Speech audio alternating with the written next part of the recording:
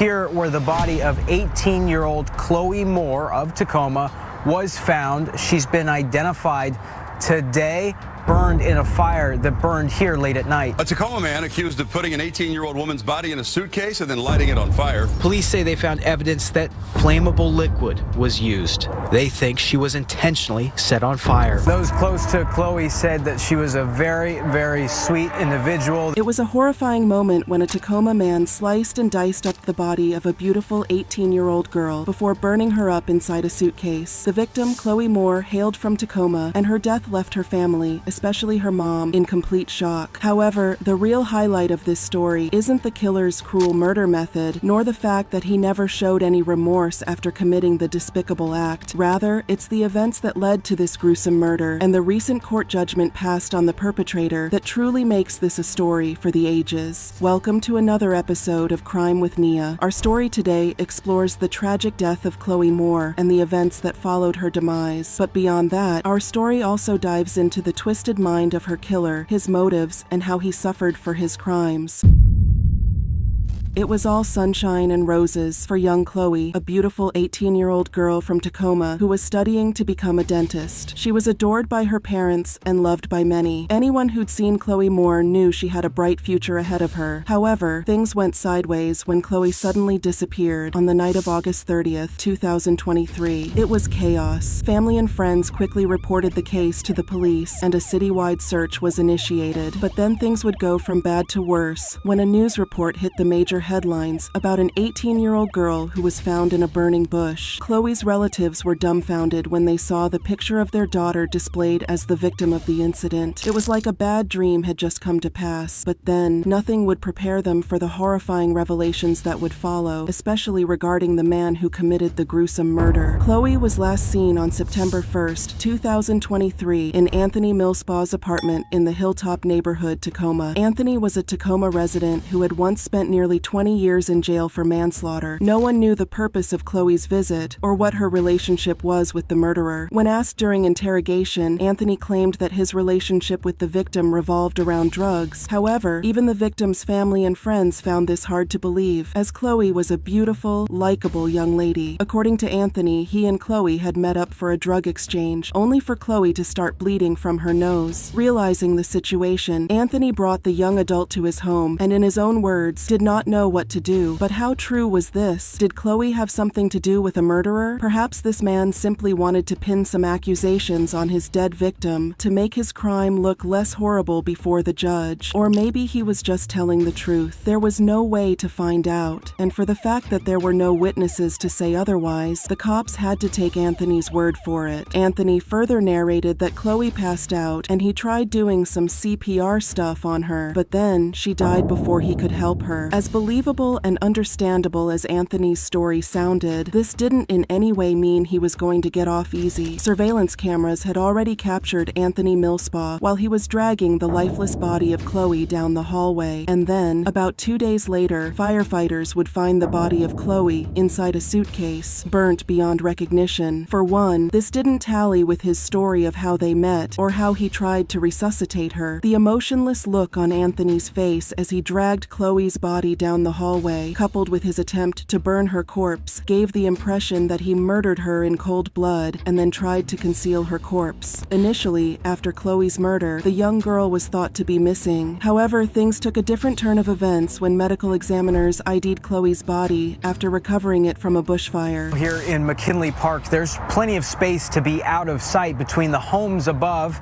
and I-5 below. It's here where the body of 18-year-old Chloe Moore of Tacoma was found. She's been identified today, burned in a fire that burned here late at night last week. It turns out that Anthony didn't just set fire to Chloe's suitcase coffin, but also to the surrounding areas. The fire had spread out, almost reaching the open road. It was only after fire extinguishers had put out the fire that they discovered a body inside of a suitcase, which they took for medical examination. Initially, these fire personnel had simply responded to a call concerning a bushfire. However, when they arrived, they saw something else burning by itself, besides the bush that was already on fire. At first, they thought it was a pile pile of trash, only to discover a severely burned body inside the remains of a suitcase. The firefighters also did say that they found evidence of flammable liquid, proving she was intentionally set on fire. And so, Anthony's story sounded more like a maliciously crafted lie from a twisted individual who didn't want to be seen like the monster he really is. The fact that this man was already an ex-convict as of when this crime was committed made his story all the more questionable. Anthony had once been convicted for murder. Back in 2003, the killer, who was 19 years old at the time, pleaded guilty to one count of second-degree murder with a firearm. He was sentenced to 20 years in prison. However, even while in prison, Anthony didn't stop being notorious. It was barely a year after he had been sworn into the Colorado prison that he partook in a riot that caused serious property damage. He was also reported for bad behavior and forced to attend a disciplinary hearing on November 23, 2004. This resulted in a sanction, a very costly one at that. By February the following year, Anthony Millspaugh had broken the sprinkler head in his cell. When prison correction officers tried to restrain him, he resisted. Anthony fought back so hard that even when the officers tried to use chemical agents to subdue him, he knocked the stuff out of their hands and sprayed them instead. This brought another round of punishment and disciplinary hearing, but still, the young criminal refused to oblige. His stubbornness caused him to get transferred to a prison in Arizona. But then, in August 2005, officers found a sharpened toothbrush inside his cell and so reported him for possessing a dangerous instrument. He was sanctioned again and then transferred back to a prison in Washington, where he stayed until when he was released. Anthony's release was never merited, as his behavior and actions while in prison were quite unworthy of a pardon. Yet the convicted felon kept appealing for a petition until finally in 2019, with just 4 years left of his 20-year sentence, he was released from jail. But even after his release, Anthony was never really free until in 2021. After his release in 2019, Anthony Millspaugh was placed on restraint. However, in the year 2020, during the coronavirus pandemic, Millspaugh demanded to be set free. The ex-convict made a petition to the Washington Court of Appeals addressing the issue, seeking a post-conviction relief for his 2004 second-degree murder conviction. Millspaugh argued that his petition was rightful and just due to the fact that the governor, Jay Inslee, had made a proclamation which suspended certain legal deadlines. This suspension was due to the COVID-19 pandemic. The law, which was issued in April 2020, suspended the statute governing the one-year limit for filing post-conviction petitions due to the pandemic's impact on court access, so the ex-convict decided to seize the opportunity to get his shackles loose. However, the court disagreed. Millspaugh was sentenced to 20 years in prison back in January 2004, and by law, he had 1 year to file for post-conviction relief, but he failed to do so, therefore losing his right and opportunity for a post-conviction relief. In other words, the window for this expired way back in January 2005. By the way, Millspaugh had previously filed several unsuccessful collateral attacks on his conviction, all to no avail. His current petition, filed in May 2020, was the latest attack to set himself loose. This time he had claimed a breach of the plea agreement, only for him to realize he was already too late. The court interpreted the governor's proclamation as preserving only recent cases, and so only rights that would otherwise expire during the immediate time frame were considered. Those rights and claims that had already expired before the proclamation was issued were simply waived off. And so, the court replied to Millspaugh that held that his right to petition had long expired by the time the proclamation was issued. Therefore, his petition was dismissed as null and void. Furthermore, the court also denied his request for appointed counsel. All of this goes to show the craftiness and cunningness of this man in trying to outsmart the law or twist things to his advantage. In Chloe's case, there's no telling how much of her death story he's twisted, especially given that he was the last person to see her alive. The fact that this notorious and highly dangerous individual was the last person to see Chloe alive was already a red flag, and based on his background alone, it was enough to label him as Chloe's killer. Unluckily for him, he couldn't get away with murdering Chloe, as the discovery of her dead body soon became the talk of the town. What started last week as a brush fire call here inside McKinley Park around 1 in the morning has turned into one family's worst fear.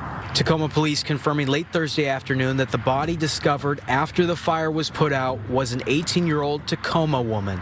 The Pierce County Medical Examiner's Office then confirmed her identity as young Chloe Moore of Tacoma. Details surrounding her death are thin. Police say they found evidence that flammable liquid was used. They think she was intentionally set on fire. But at this point, That's all they can tell us. It took a while before investigations narrowed down the suspect to Anthony Millspaugh. However, even after his arrest, Anthony Millspaugh had quite the story to tell. Anthony's suspicious story painted late Chloe Moore as a drug addict. Meanwhile, friends and family of the deceased described her as a very sweet individual who was planning to become a dentist. They were all devastated at the news of her death. Sadly, no one could really tell what went down that day between Chloe and Anthony. Even after the police let out an open invitation for anyone with valuable intel to come forward, nothing came of it. When police officers finally got their hands on Anthony, they probably thought he'd be gloomy or become disturbed at the fact that he's been arrested. But this was not the case. If anything, Anthony seemed more than happy to be in cuffs. From the look in his eyes, it was like he had derived a twisted sense of satisfaction and pleasure from murdering poor Chloe in the gruesome way he did. Meanwhile, Chloe's mother was totally shocked and discomforted by the loss of her daughter. The poor woman had so much grief in her heart that even after law enforcement agents had arrested Chloe's killer, she still wasn't satisfied. Taking to social media, she poured out her sorrows, admitting that the arrest of her daughter's killer does not bring her any respite. The victim's mother reacted to his arrest on social media. What did she have to say?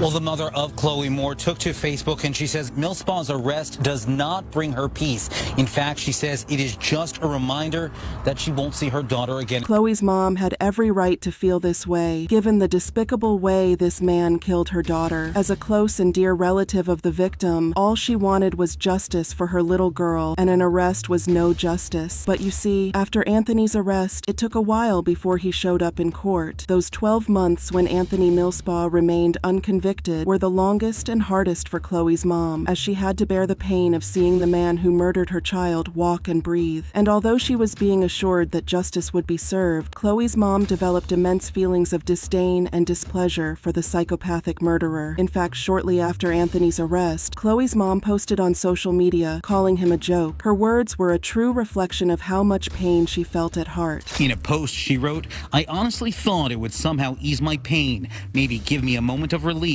let me catch my breath, but it didn't. I don't get her back. She's not coming home.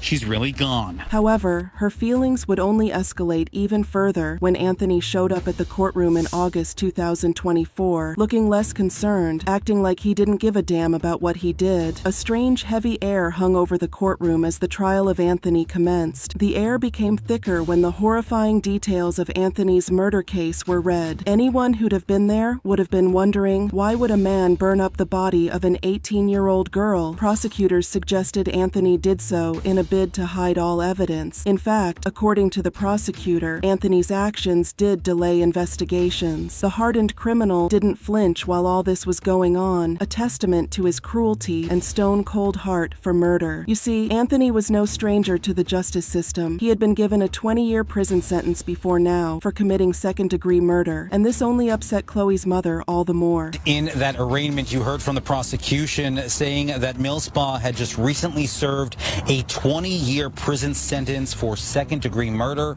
Chloe's mother aware of this and just appalled. After getting caught, Anthony was later charged with first-degree murder and first-degree manslaughter, to which he pleaded not guilty. His bail was also set at $2 million by Pierce County Superior Court Commissioner Philip Thornton. However, when the final court moments came, several shocking revelations came into light. Revelations that brought a whole different perspective to the story. You see, medical examiners didn't just identify Chloe's body, but also ran an autopsy. From the autopsy, it was also revealed that just as he had claimed, Anthony Millspaugh had been in contact with Chloe before her death. Police went through Chloe's phone records and found text messages the two individuals had been sending to each other. From the messages, it was deduced that Chloe was Mauricio they had. But then, a major plot twist came into Chloe's tragic death story when it was announced that medical examiners had found fentanyl in her system. For clarity, this is an addictive drug with life-threatening complications. According to the medical experts, the amount of drugs found in Chloe's system was quite high, meaning she might have died of drug overdose, just as Anthony had claimed earlier. In addition, the medical examiner also reported that the 18-year-old girl may have been very much alive when her body was inside the suitcase. These revelations came as a shock to all, especially especially considering how beautiful and sweet the young Chloe was while she was alive. Was she really a drug addict? Was Anthony Millspaugh telling the truth all along? Or was this all another well-set-up evidence planted by her killer to make her seem unworthy of a fair justice? Moreover, in his recent court appearance, Anthony pleaded not guilty. The man accused of setting a woman on fire last year appeared in court for the first time. Anthony Millspaugh was formally charged with first-degree murder and first-degree manslaughter.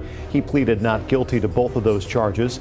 Tacoma fire crews were responding to a brush fire when they found 18-year-old Chloe Moore's body in the debris. These questions brought about multiple speculations in the minds of the judge and witnesses. There was no witness to validate that Chloe did drugs, and besides, there's a possibility that her killer may have injected her with the drugs to subdue her and carry out his perverted or malicious intentions. Was this the case of an innocent girl getting drugged, used, and killed? Evidence didn't seem to suggest so, as phone records showed multiple texts between Chloe and some guy she stored as Tony on her phone. Investigators believe this was Anthony Millspaugh, as he kept trying to convince her to come over to his apartment. Anthony lived at an apartment complex in Martin Luther King Jr. Way in Tacoma, and video surveillance footage showed him and Chloe meeting up in the area. This was on September 1st, 2023, at about 2:09 a.m. The two individuals walked to a passageway between two buildings not too far away from Millspaugh's apartment, and that's when they disappeared out of sight. It wasn't until 20 minutes later, at about 2:27 a.m., that Anthony Millspaugh reappeared once more, this time carrying Chloe across the street. Surveillance cameras showed Anthony taking her to an alley area where his apartment was located. Another footage also showed Chloe being unconscious inside Anthony's apartment at about 2:46 a.m. Somehow, all of this seems to tally with Anthony's earlier statement, claiming the girl had collapsed and died in his hands while he tried to resuscitate her. However, all of this still didn't vindicate Anthony Millspaugh from the hideous crime. You see, even if Chloe overdosed and became unconscious in his home, it doesn't explain why he never raised an alarm, called the police, or sought out the girl's parents. Surveillance shows that Chloe remained in the home of Anthony Millspaugh until the next day, September 2nd, 2023, when Anthony reappeared, dragging her dead body inside of a suitcase. More evidence in the form of surveillance footage was also presented to prove that the ex-convict was behind the bushfire and the unthinkable manslaughter. The footage showed how Anthony Millspaugh had driven a sedan to the scene of the crime alongside a younger male who was later identified as his nephew. Anthony, after pulling up beside the bush, dragged out the suitcase containing Chloe's body, while his 17-year-old nephew acted as a lookout. Soon after dragging the corpse into the bush, a flash of fire could be seen, and afterwards, Anthony and his nephew entered the car and drove off. When detectives interviewed Millspaugh's nephew, he claimed he simply helped his uncle to take the suitcase from the apartment and drive it to Upper Park, but didn't know that Chloe's body was inside it. He, however, admitted that he perceived a strong odor of Clorox wipes coming out of the box, and also later figured out the murder after he saw the news about Chloe's body being recovered from the bush-burning site. Meanwhile, on the other hand, Millspaugh had initially denied knowing Chloe, but after much pressure, he admitted that she was his friend and that he was with her when she overdosed. He told detectives that the moment he carried her across the street to his apartment was after she started bleeding in her nose. He also narrated how he had made her squat in the shower in an attempt to revive her, but after all, she died. In Anthony Millspaugh's defense, he didn't call the emergency line because he knew he would go back to jail if the cops came and found him in that situation, so he bundled up Chloe's body in a box and threw her away in some bush. Anthony denied setting Chloe on fire, even though footage captured in that moment suggested he was the one who lit it. After summing up all the evidence and accounts from the suspect, detectives came to the conclusion that Chloe was intentionally drugged, murdered, and then set on fire, and so Anthony was charged with first-degree murder and manslaughter. The $2 million bail kept him in jail since he was arrested in 2023 until a court session was scheduled in August 2024. Anthony didn't seem to mind much about the charges labeled against him, nor going back to jail. The prosecutor explained how Anthony went to great lengths to destroy the evidence of his crime by trying to burn Chloe's body. She also explained how Anthony brought his 17-year-old nephew along, putting the young man at risk of getting convicted of being an accomplice to murder.